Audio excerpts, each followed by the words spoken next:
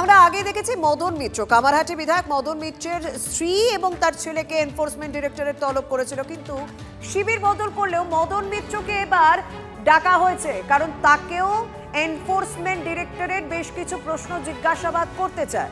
29শে July CGO কমপ্লেক্সে তলব করা হয়েছে মদন মিত্রকে। সেই একই পুরসভায় নিয়োগ দুর্নীতিতে নাম জড়ায় মদন মিত্রের, সেই কারণে তার ছেলে এবং স্ত্রীর পর এবার কামারহাটির তৃণমূল বিধায়ককেও তলব করা হয়েছে।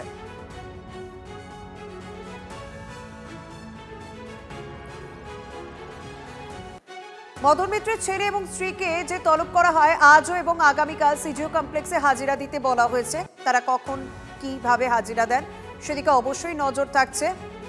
29শে জুলাই সিজিও কমপ্লেক্সে তলব করা হয়েছে মদন মিত্রকেও। কামারহাটি পুরসভায় অবৈধ নিয়োগে তার নাম জড়ানোর কারণেই কেন্দ্রীয় এজেন্সি স্ক্যানারে মদন মিত্র, তার স্ত্রী এবং ছেলে।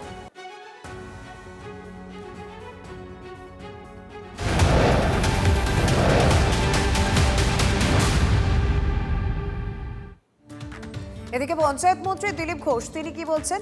বেআইনি কাজ করে থাকলে আইনের সামনে আসতেই হবে। মদন মিত্র ও তার পরিবারকে ইডি তলবে প্রতিক্রিয়া দিলীপ ঘোষের।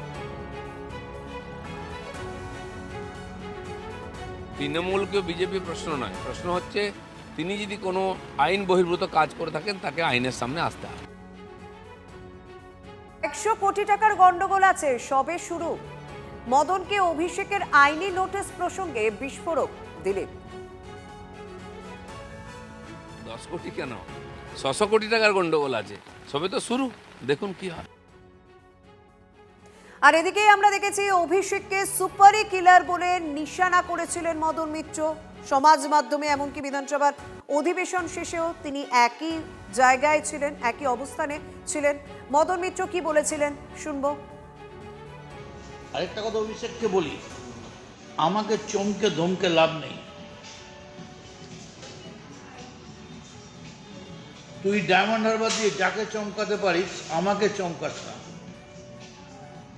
এর কদিন আগেও আমি অ্যাটেম্প টু মার্ডার হয়েছি, আমাকে গুলি চালিয়েছে। So I don't care.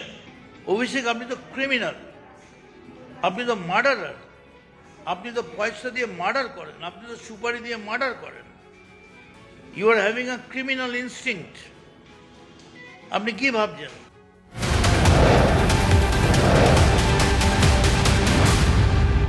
সমাজ মাধ্যমে মদন মিত্রের লাইভের পরে আইনি নোটিশ অভিষেক বন্দ্যোপাধ্যায়ের। অভিষেককে যে লাইভে সুপারি কিলার বলে মন্তব্য করেছিলেন মদন মিত্র, নিজের সোশ্যাল মিডিয়া পেজ থেকে তিনি লাইভ করে সেই অভিযোগ করেন। এরপরই আইনি নোটিশ পাঠালেন অভিষেক বন্দ্যোপাধ্যায় কামারহাটির তৃণমূল কংগ্রেসের বিধায়ক মদন মিত্রকে। অভিষেকের বিরুদ্ধে মিথ্যা সাজানো অবমাননার অভিযোগ করা হয়েছে, এই মর্মে মদন মিত্রকে চিঠি অভিষেকের।